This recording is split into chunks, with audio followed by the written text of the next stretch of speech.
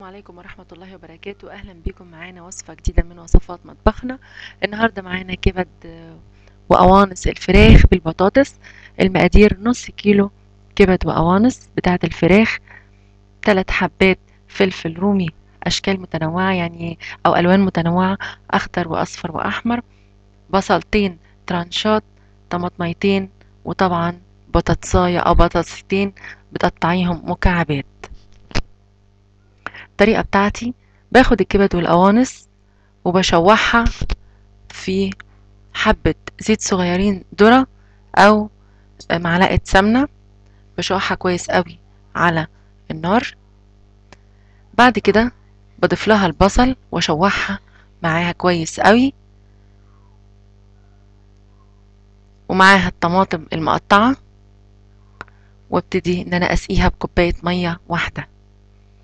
بسيبها على النار لمدة ربع ساعة تقريبا. بعد كده بكون جهزت الطماطم بتاعتي وبضيفها. قطعت البطاطس مكعبات مناسبة وبضيفها هي كمان للوصفة او للطبخة بتاعتي. بسيبها على النار، بغطيها واسيبها على النار شوية، تقريبا قربت تشرب المية بتاعتها. بضيف لها الفلفل الرومي والبهارات بتاعتي: جوز الطيب، فلفل اسود، شوية شطة صغيرة، وممكن ادخلها الفرن. بعد كده تبقى تحفة جميلة.